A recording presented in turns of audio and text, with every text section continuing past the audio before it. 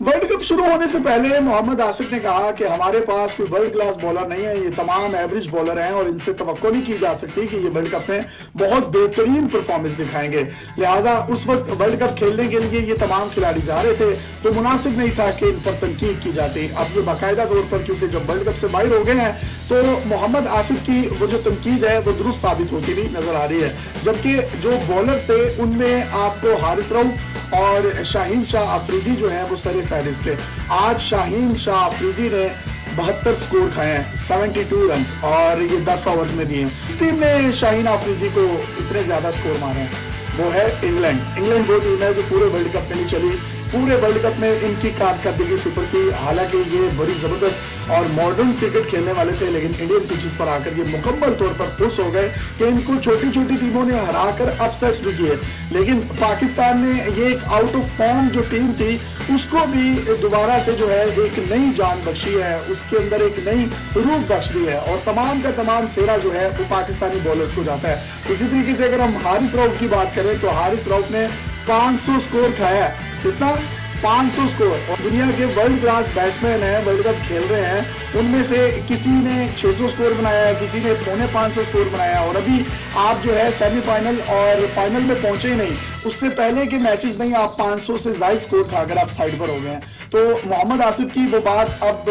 मुझ समेत हर उस शख्स को याद आ रही है जिसने कहा था ये तमाम के तमाम एवरेज बॉलर हैं और इन पर किसी भी किस्म का कोई रिलाय नहीं किया जा सकता। मतलब हमारी जो बैटिंग साइड थी अगर वो कभी चलती थी या नहीं चलती थी उस पर जो हमारी उम्मीदें होती थी वो 50-50 होती थी, लेकिन जो हमारी बॉलिंग साइड थी उस पर हमें ये एतमाद होता था कि हमारे बैट्समैन चले न चले हमारे पास वर्ल्ड क्लास बॉलिंग है। लेकिन उस शख्स ने उस वक्त में कह दिया था कि जिसको हम वर्ल्ड क्लास बॉलिंग कह रहे हैं वो एक्चुअली वर्ल्ड क्लास बॉलिंग नहीं है बल्कि ये तमाम के तमाम एवरेज बॉलर हैं। देखिए कि शाहीन शाह अफरीदी जो हैं ओडीआई के नंबर 1 बॉलर बन गए थे, अब उनकी जगह जो है मोहम्मद सिराज ने ले लिया जो इंडियन बॉलर है। अगर आप इन दोनों का कंपैरिजन करें तो बहुत से क्रिकेटर्स ये भी कहते थे कि जो शाहीन अफरीदी है ये सिर्फ पहले ओवर में इसने आदतें खराब कर दी हैं तमाम पाकिस्तानियों की, शायकीन क्रिकेट की, कि उस नई बॉल के साथ स्पिन स्विंग आउट स्विंग करके जो है विकेट ले लेता है। लेकिन जब इसको विकेट नहीं मिलती और बॉल थोड़ा सा पुराना हो जाता है, 2 ओवर भी पुराना हो जाता है, तो उसके बाद ना इनसे स्विंग होती है ना इनसे आउट स्विंग होती है और ना इनको पता चलता है कि मैंने बॉल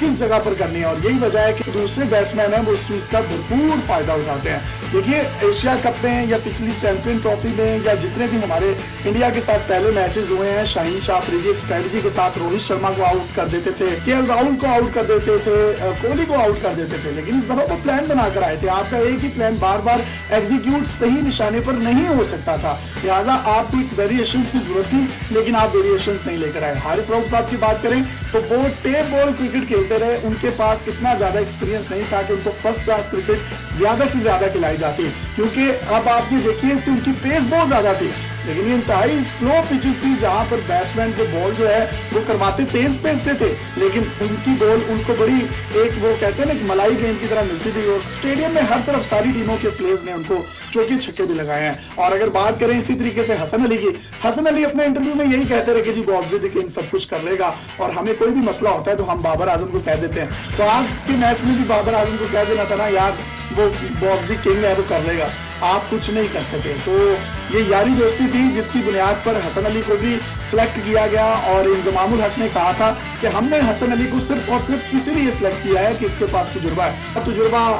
जो हसन अली का था वो मोहम्मद आमिर से ज्यादा था, तो मोहम्मद आमिर को क्यों नहीं खिलाया गया, मेरा सवाल फिर से वही है। और बहुत से लोगों ने ट्विटर्स पर उस वक्त ट्रेंड्स भी बनाए थे और रिक्वेस्ट की थी कि मोहम्मद आमिर को खिलाया जाए, लेकिन जो कप्तान की ईगो है या कप्तान की जो दोस्तियां यारियां हैं आपने वो भी कहीं ना कहीं निभानी होती हैं, तो जिसकी बुनियाद पर आप ये सोचते हैं कि नहीं यार अगर मैंने इस क्रिकेटर को खिलाया तो मेरा जो कन्फ्लिक्ट ऑफ इंटरेस्ट है वो भी खत्म होगा। कुछ बावसूद जरा ये भी कहते हैं कि यही कुछ वजूहत थी बाबर आजम की कराची किंग्स को छोड़ने की भी, उसमें कोई मोहम्मद आमिर या इमाद वसीम जैसे प्लेयर्स भी थे। आपने जब तमाम खिलाड़ियों के साथ अपने पर्सनल इश्यूज बनाए होंगे और पाकिस्तान की और पर्सनल इश्यूज की बात आएगी तो आप अपने पर्सनल इश्यूज को मुकद्दम रखेंगे और पाकिस्तान को साइड पर कर देंगे, तो वही होगा जो आज आप लोगों के साथ हुआ है और आप बड़े बुरे तरीके से वर्ल्ड कप से बाहर हुए हैं। इसी के साथ साथ बहुत से लोग ये कहते हैं ना कि इन पर तनकीद ना करें, क्यों तनकीद ना करें भाई,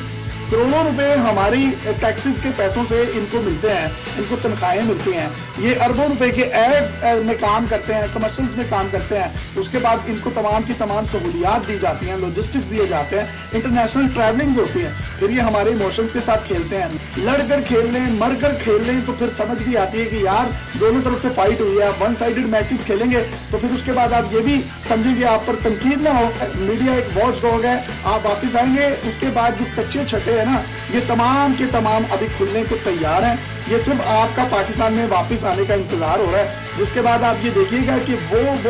इनके पिछले मामलात और जिसकी वजह से ये टीम सिलेक्शन हुई, जब इसको डिग आउट किया जाएगा कि ये तमाम परफॉर्मेंसेज जो हैं वर्ल्ड कप में हमारी इतनी खराब क्यों रही हैं।